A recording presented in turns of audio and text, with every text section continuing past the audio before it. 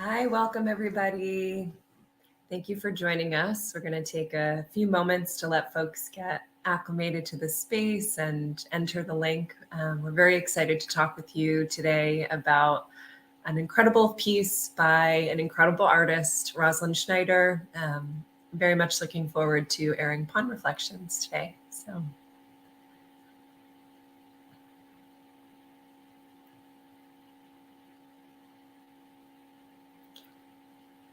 For those of you who are entering this space on YouTube, you will be able to comment, you'll be able to ask questions all in the live chat function. So feel free to interact throughout this experience, and we will be able to see what you have commented or the questions that you have asked after we complete the screening of the film.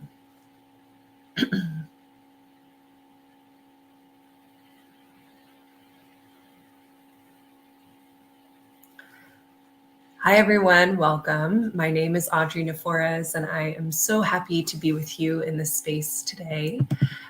Thank you for gathering in this virtual space with us for the international premiere of artist Rosalind Schneider's film, Pond Reflections.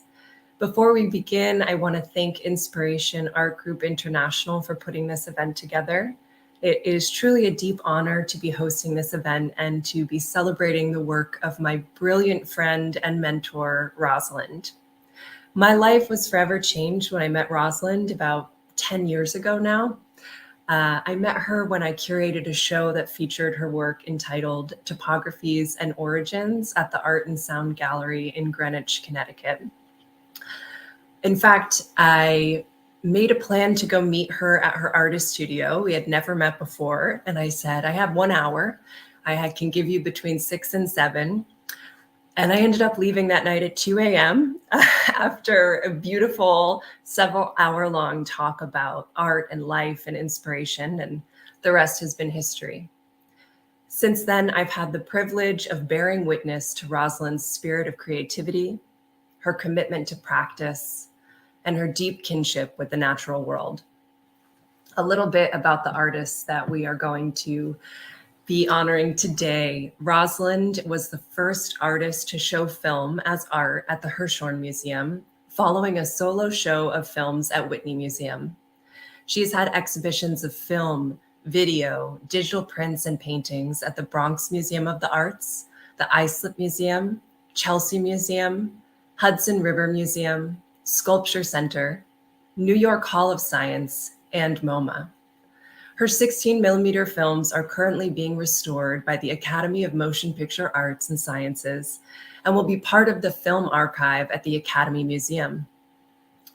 In Rosalind's words, I embrace technology to expand the tracing of my roots from abstract expressionism painting to moving image. I create work that transcends its source to form a new visionary landscape. The camera is my paintbrush and the computer is my hand. The power of the natural environment is a continuing source of inspiration. So in just a few moments, we will screen the film. But before we do, I'd like to introduce you all to the force that is Rosalind Schneider. Roz, would you come on screen and share a few words about the film before we begin today? Well, I see the image, so I must be on. Do you see it? I see you. You're here. Okay, good. All right, this is a very unique and very exciting enterprise today. I've never been in a live feed, so it's kind of all new territory.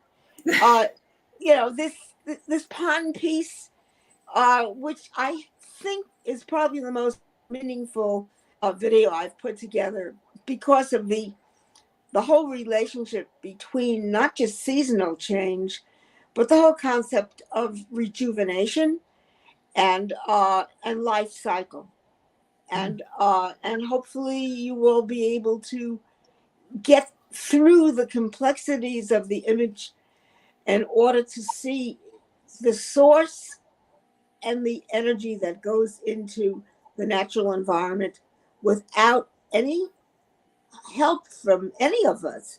It just is there. And I feel very, very happy to be able to record and make a bigger statement than just what you see, but also what you feel. Mm.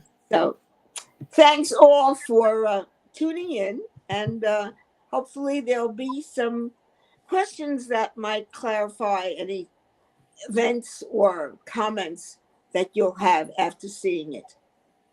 Thank you. Thank you so much, Roz. And as Roz just said, after the screening, she and I will be having a deeper conversation and a Q&A. So we look forward to talking with you all then. So you're tuned in and watching on YouTube Live right now. As I said, feel free to comment, to ask questions, to make remarks, and we'll be seeing all of your answers and interacting with them after the piece. Until then, please enjoy the incredible film, Pond Reflections.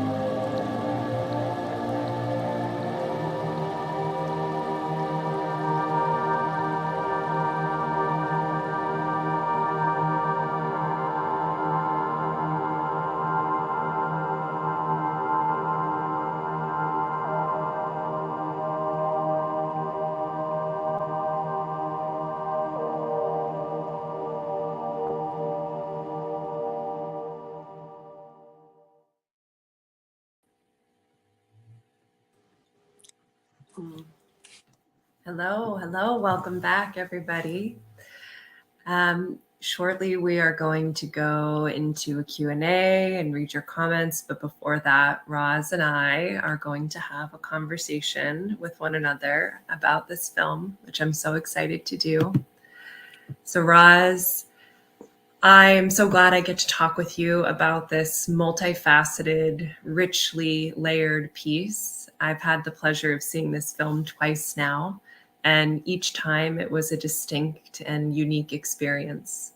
Can you tell us about your process for capturing the footage for this film? Well, when I first saw the pond, it was very, very evocative experience. And I knew at that point that I really wanted to collect images. I was fascinated by the reflection of what was surrounding within the waters, and then what seemed to be going deep into the waters. And over a period of a couple of years, it just became more and more evident that there was a surge of energy and the complexity of what was happening with not only the change of seasons, but the whole nature of what is happening with the environment. And it seemed to key in to my own emotional experience in looking at it. And so I started to collect footage with the intention of producing the piece. And, it slowly evolved because each time I would go back to the same season in a different year, there would be different images. And I mean, there were so many experiences in looking and in feeling. And so that's how it began. And I'm correct that you spent 3 full years collecting footage at this singular pond, right? Yes. Yes. It's really an amazing experience for the viewer to be able to see these life cycles, to see this film contain these life cycles in this way. So over the course of our 10 years of friendship, I've had the pleasure of seeing the incredibly wide array of mediums that you've worked within in your career. And you've spoken with me about this film being a return to your roots as an abstract expressionist painter. And that's very clear as I watch this film. And I know the ability to create these paintings out of moving image is a result of a very intentional, collaborative editing process with your editor, Evan Pashon. And I believe he's here with us. So you could talk a little bit about your collaboration and your relationship. Yeah. Oh, there he is. Hey, how are you? Hello. Hey, Roz. Good. Yeah, I mean, our process is definitely much different from other processes I've done in the past. It's it's really nice to be able to sit beside Roz and edit with her, opposed to having a project editing and then going in for critique. It's kind of this constant back and forth that is very different to other projects I've worked on. It's honestly it's really great because we've also been able to, in the moment, like really break things down, experiment with different kinds of transitions, color corrections, stuff that really would take much longer if we were to just do it in any other way. It's definitely something I like to akin to like a peer programming thing where you're both working together, and because of that, you're able to come up with something even better at the end. Yeah, I mean that's that's just the editing aspect of it, the video editing, but then you also have the audio that plays into it, which it's kind of funny because we were I worked with the artist Peter Rubin. We've known each other for a long time. It's funny enough, we live with each other now. This is like his room right here, but he's in India. But yeah, it's like being able to, have communication with him as well as with Roz whenever we need to. We've been able to kind of morph this video into something better or greater. And I've really, I've taken a lot out of it. Roz and I have been working together for so long, and I've learned a lot through working with Roz, on top of, me being able to give her a means of creating these videos in a much faster, more modern, contemporary way. But all in all, yeah, the editing process is so fantastic when I'm working with Roz. I'm able to really, experiment and try whatever, it's at the end of the day, that's what it's all about. And we've really been able to put that all into this video, and I'm really, really happy with how it turned out. Well, let me add one thing, which is you opened the door, Evan, and it's never been the same afterwards. I mean, I did so much video editing and film editing before, but I never was able to do the complexity and kind of expand the possibility of what could happen. And when you first, said, oh, yeah, is it possible to split the screen and have different images happen on the same frame, possibly with different lengths of time? And you say, sure, you can do that. And anything that I've ever thought of wanting to do, you were able to do. And that was just the most marvelous thing, to be able to sort of like, yeah, you have all these things in fantasy and what if I could, and there was never, no, you can't do that. There was always, I'll find a way to do that. And if you didn't come up with it immediately, you went and did research and you got it. There was never any question that this was not possible.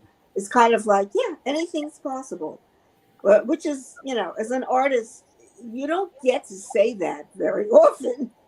And so it, really has been a very fruitful collaboration with you. And I consider it a collaboration because your input is more than just take this shot and put it here. It's much deeper than that.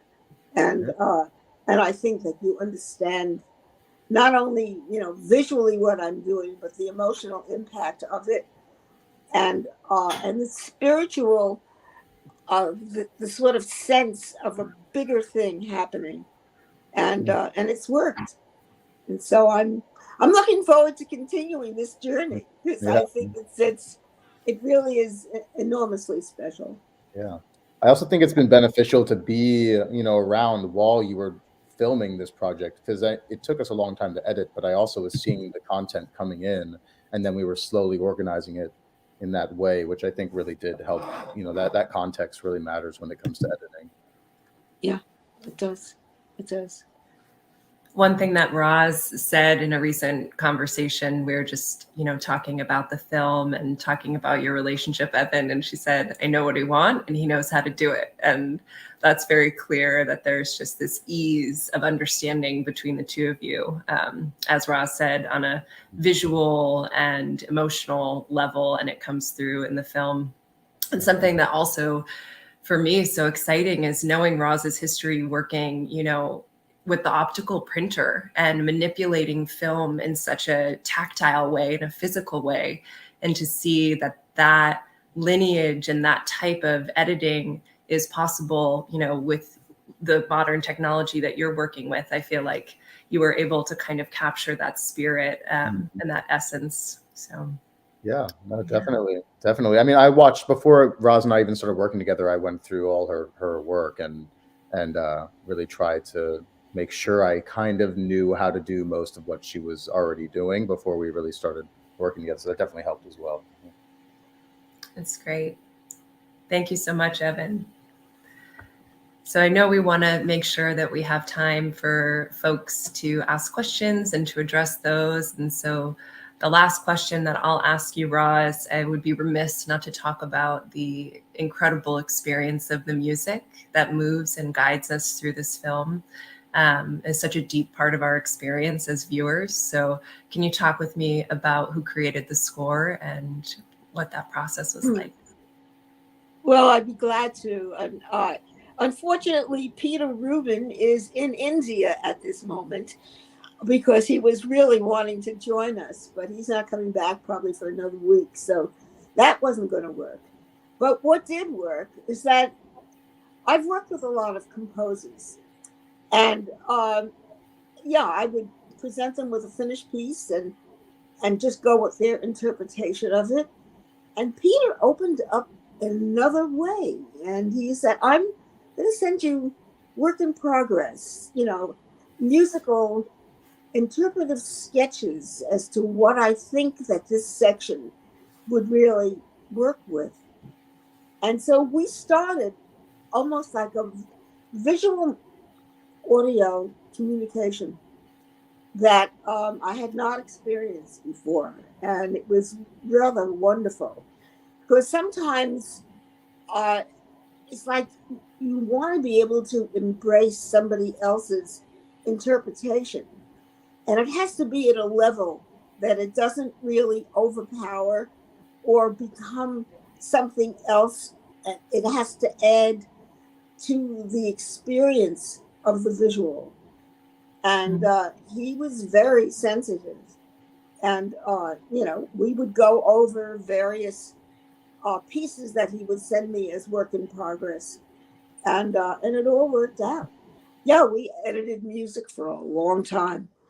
Not as long as it took to edit the film. I mean, it's going on for years. And the music also, he was a student that actually graduating from Berklee School of Music. And that's when, we started. And now, of course, he's out, he's graduated. And we are still going to work on various pieces that have been sitting without sound, without music for a while, because I never felt comfortable with what was happening. There needed to be a better thing happening, and he can make it. So sometimes we've had stuff that someone else composed, but then it really needed not only to be refined, but to be made more powerful, or less of a statement that was not really addressing what the image was. And so he got that. And the whole idea of doing videos and films and starting out as a painter and then going back into the whole concept of making paintings, getting my hands on. It's wonderful working electronically. It's wonderful working on the computer, but boy, I need to get my hands dirty. And you don't get that when you're working purely technical. Right. So it's always been, a gift. I said, oh my God, there are thousands of images in this. Let's try to capture some and make them into paintings. And so that's what I've been doing now. It's been a number of years, and I kind of invented a way of using glass surfaces that could reflect and also bring forth color. And the images are already abstracted because I'm not working with the original footage. I'm working with the completed layers. And so this has been, a very, very good and very fruitful experience. And I really appreciate the work of others that have contributed so much to it and just made it all possible. So beautiful. Thanks to everyone. Yeah. And thank you to you, Roz, for the incredible body of work that you have produced and continue to produce daily. It's an honor to be able to witness it and be a part of it and to be inspired by it. And on that note, I'm curious if there are some questions or comments coming through that we can address. I know the team at Inspiration Art Group International is managing the chat, so if there's anything popping up, we'd love to talk about it.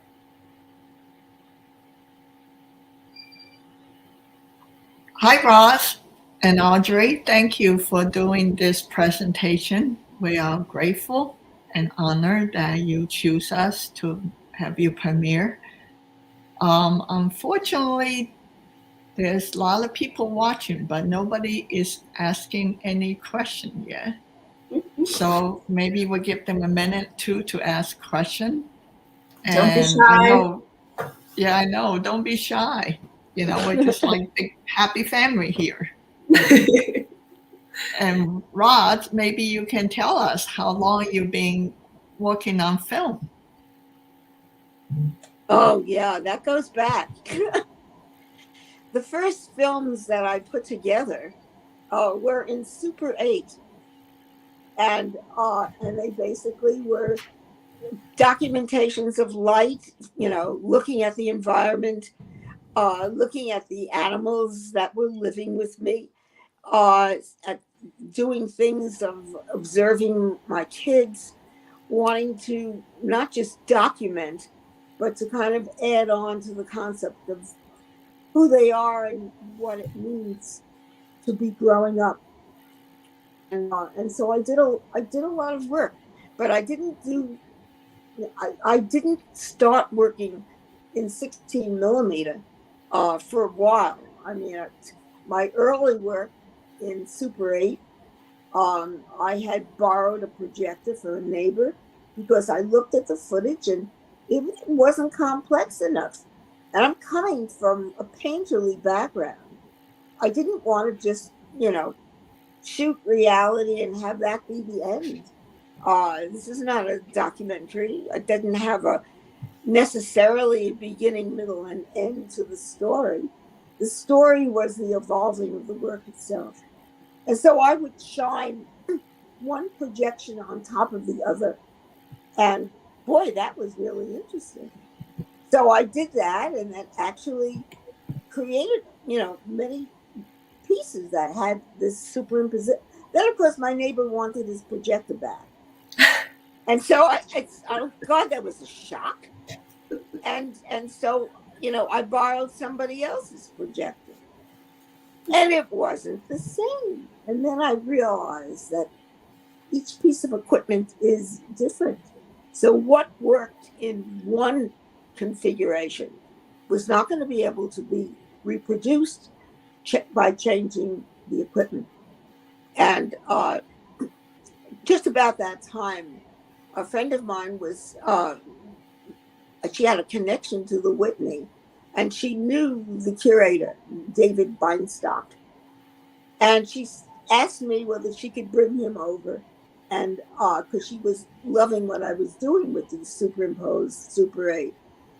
And so he came over, and he was very excited by the work. And he said, if you sit down to a laboratory and have these two images married, I would be interested in wanting to give you a show at the Whitney. So, of course, you know, that next day, there I was trying to find somebody to work with in laboratories because I did not go to film school. You know, I was really a hands-on experience and learning by doing rather than by instruction. And so I created a really good relationship with a man called Marv Soloway from a laboratory that he owned called Cinelab. And he was very, very helpful. He said, you know, we can do this. You know, we can take the Super 8, we'll blow them up, we'll put it together, and I'm going to let you check this first before we settle on what the final look is going to be. And so we did that. And after that, I had a show at the Whitney and showed a number of films that I had been able to create by taking my double images, taking it down to the lab and working with it. And yeah, it was a really quite interesting experience. At that point, I also got a 16 millimeter Bolex camera and started to actually work in 16 millimeter. And when those pieces of footage were done, I needed to do things with them. And I ended up getting an optical printer so that I could go through moving images frame by frame. And it had the ability to do blocks of time. Well, I wasn't using any of the automatic stuff because I'd look at something and say, well, I'd like this to be slower, or I'd like this to be faster, or I want to skip this piece, but I still want it to be visible. All that had to be done in an intuitive way of dealing with it. And I did that for years. I mean, I would, everybody went to sleep. I kept on working. And many, many times I'd hear the birds singing. I said, oh, what do you know? And it's another day. I've worked through the night and into the dawn. And, so that was always something that was possible. And because I'm working out of my own studio and my editing room, everything was in this house. If it wasn't, I think it probably would have been impossible for me to do the work because I'd have to get into a car and go someplace else. And I didn't have to do that. It was a self-contained unit that was always accessible to me. And that was a tremendous gift. And it still is. I mean, I'll get inspired to do something, go down to the studio. It could be 2 a.m. It doesn't make any difference. There it is. It's accessible. And that's part of how I've lived my life. And being able to, to also be there, to have a family, to be involved in things other than the making of art and the nourishment that comes out of just seeing the positive changes and everything that happens around nurturing and caring. And the nurturing experience translates very easily for me from the making of art that I would hope would be a nurturing experience to those who experience it, as well as the physical nurturing experience of family and the building up of a philosophy of how one approaches life, and which is also a parallel to how one approaches art. For me, it's all one big package. It doesn't divide itself up. One thing plays into the other, and that's it. Well, thank you, Roz. Also interesting it. Oh, so go ahead, Audrey.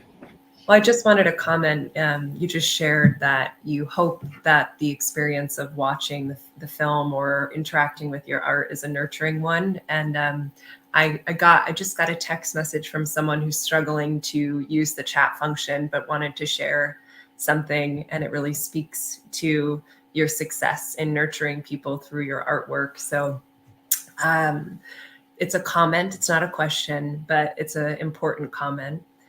What an amazing film. It was an experience I've never had before. I was moved to tears and went into a hypnotic state, one that I've only been in maybe once or twice in my entire life.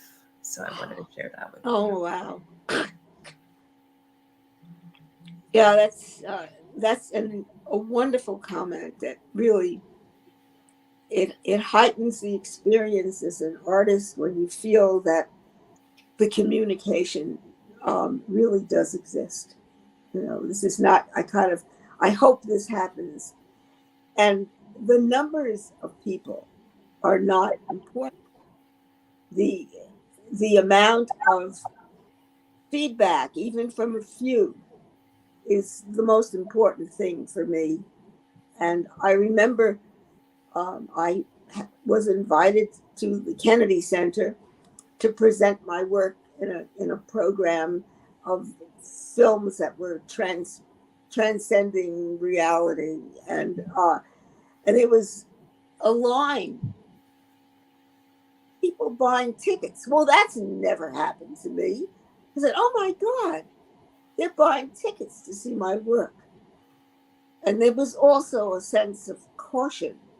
There'd be more people online if the work was less complex. And so it veers into the commercial ability of film to reach bigger and bigger audiences. And if you start counting people in the audience, that could absolutely destroy what happens with the creating of the work. And I was very conscious of that. I said, yeah, this is kind of like a turning point. That was about the time that I had the showing at the Hirshhorn Museum. And, there was a certain amount of notoriety, people writing about it. And I thought, just keep pure, keep to your vision, and that will suffice. And that's what I've done. So, there might not be thousands of people that are familiar with the work, but the ones that are, these are very precious to me. I've had the pleasure of introducing you to many members of my life over our relationship, and I know that I will have the pleasure of introducing even more people to you in the future. And every one of them has walked away from even one singular interaction with you more inspired and more open and more ready to receive the gifts that the natural world has to offer, and including myself. So I'm very grateful to you, and I'm grateful to Bibiana and to everybody at Inspiration Art Group International for creating a space, even virtually. The comment that we just read, we are able to create spaces for positive connection and for the vital interaction of artists and creatives. And I just want to encourage people to make sure that they check out Inspiration Art Group International's website and they learn more about what they're doing and give and donate if they can, because this type of work is essential to us. It feeds our souls. We need creativity. We need connection, especially now. So thank you so much. And yeah, you can scan this QR code, or you can go over to their website, which is inspirationartgroup.org. We all have to collectively make sure that spaces for the art persist.